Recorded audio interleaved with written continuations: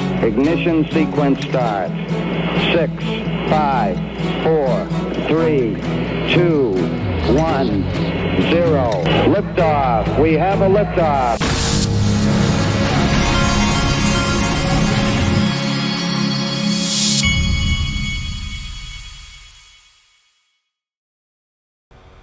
Hey everybody, this is the Digital Asset Investor, and DeepSeek is what caused the stock market and the crypto market to crash today.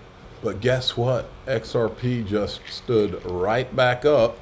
It's now over $3. Last I checked, it's at $3.04. This guy nailed it right here. Dom from the Easy app, I think it's called.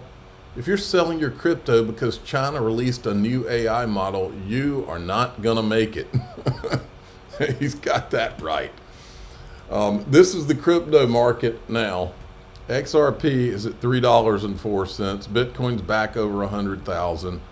All is well in the world, folks. Man, if we're not at the very point of about to have blast off, I don't know when we would be. This is about to get real interesting, and I'm going to show you some of the reasons why. This from XRP, Crypto Wolf, who's an old school guy, doesn't just tweet out garbage, 378,000 followers. XRP is rebounding hard because there is speculation that the SEC will drop the case ASAP.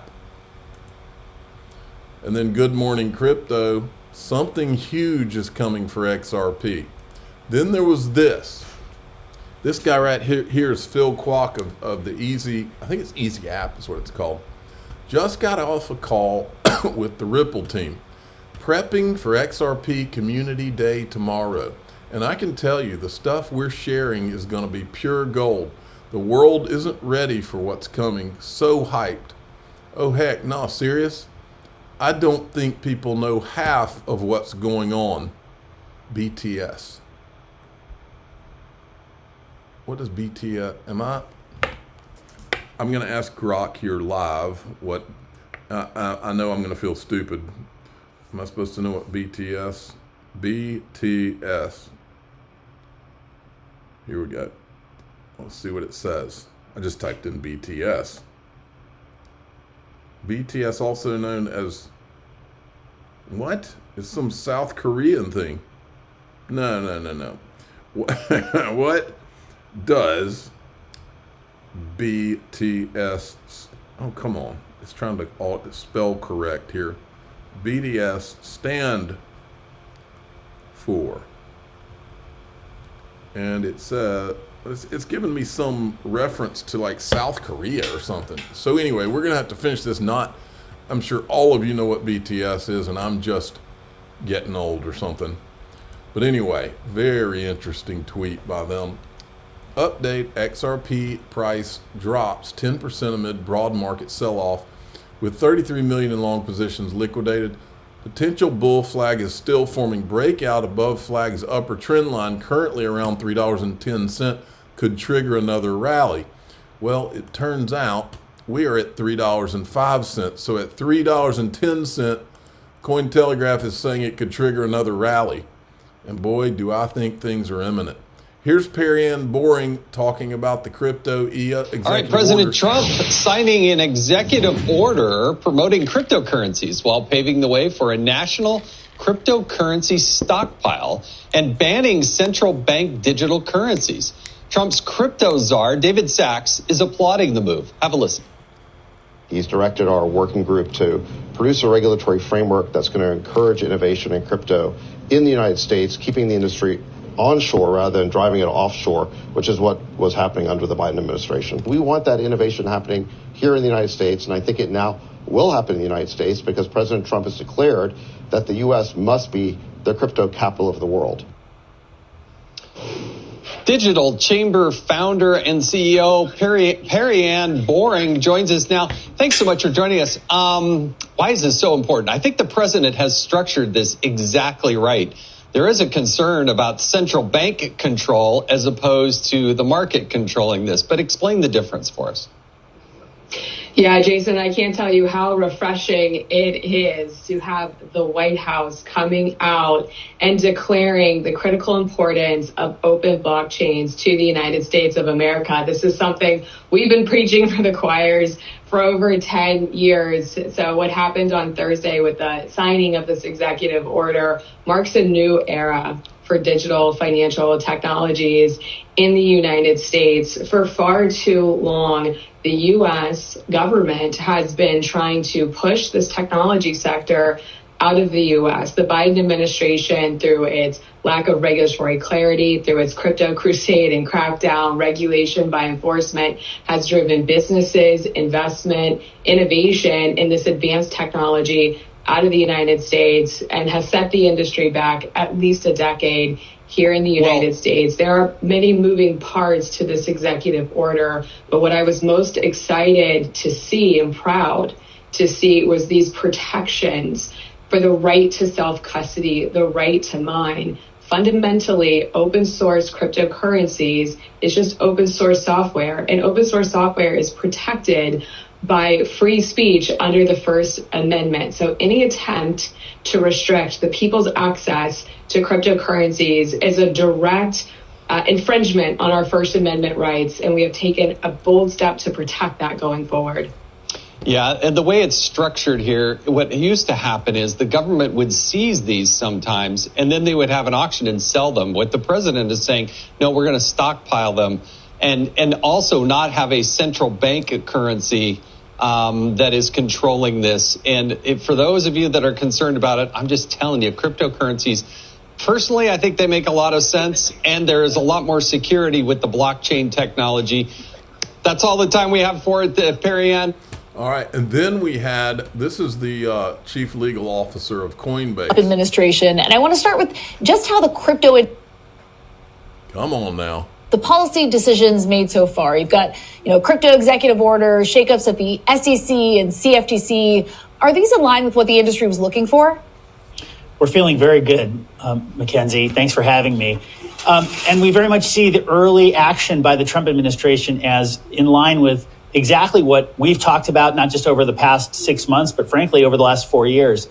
You're seeing tremendous action taken by the president himself in the form of executive orders. We've seen the SEC take immediate action to repeal SAB 121. And we've just elected the most pro-crypto Congress in history to match all of this. So we're excited about legislation. There's a lot going on, and we could not be more optimistic about the future for crypto. I like the sound of that. Now, remember when I put this out this morning? This is Kimball Musk, who is Elon's brother, and Not Financial Advice had put out that video this morning talking about how he wears this cowboy hat with like 3 stars, and it was similar to the bearable guy and watering the sunflowers and all that. And then this one came up. This is Elon Musk tweeting hashtag game over. Twitter headquarters is great. This is a real pic. And it reminded me of the hedges that were at Ripple Swell 2019 in Singapore that I went to. And then he just happens to be taking his picture with a hedge right behind him. And I was like, what's with all the hedges? And then this was another one from 2009, folks. Great lunch with Michael Arrington. I don't know who that is. Kimball Musk, One Riot, Brad Garlinghouse of AOL, and Dan Dudek, MySpace. So Kimball Musk knew Brad Garlinghouse way back when. That's very interesting. Then there's this. Today, Ripple secures a money transmitter license in New York and Texas among a growing U.S. footprint. The first thing that popped in my head is Elon Musk moved X to Texas. The second thing that popped in my head was this. X, formerly known as Twitter, is set to launch a payment system called X Money in 2025. And then there's this. I saw this tweet today. Peter Thiel is kingmaker in the shadows. He backed Trump 2016. Now 7 of his ex-colleagues, J.D. Vance, David Sachs, Elon Vivek, are running the U.S. government. Once you understand how Thiel spots winners before anyone else, you'll build influential networks. Wanted to show you this video right here of Peter Thiel is from 1999, folks. You think this guy has been planning anything? Network. And that's the kind of choice governments want. By the way, this is one of the most viewed videos I've ever put on X. Like China, India, some of these other countries are going to face. They will either have to shut down the telecommunications network and make it illegal for you to own a cell phone, or they will have to basically give up the kind of monetary sovereignty they've had and the enormous power that they've been able to wield as a result of this kind of sovereignty over the last many years. And I think this process is already full-fledged. The dollarization worldwide is going to be accelerated enormously by the technology. Now, the second theme is a little bit more speculative, and that is that getting rid of money altogether, going from digital dollars, from any kind of government-backed currency to purely private currencies. And what a private currency, or what private money, I think, fundamentally means is that there is no medium of exchange. You exchange value for value rather than exchanging value for something the government says has value for value. And whenever you have this intermediate step of the government saying something has value, that's where you have the subterfuge, the sort of legerdemain come in, the game of musical chairs, where every now and then a chair gets pulled out and it turns out that you're the one holding a dollar bill that's all of a sudden become worth a little bit less. And the kind of exchange of value for value, the classic model would have been some sort of a barter model. That obviously has enormous transaction costs associated with it. These transaction costs go down in a digital age.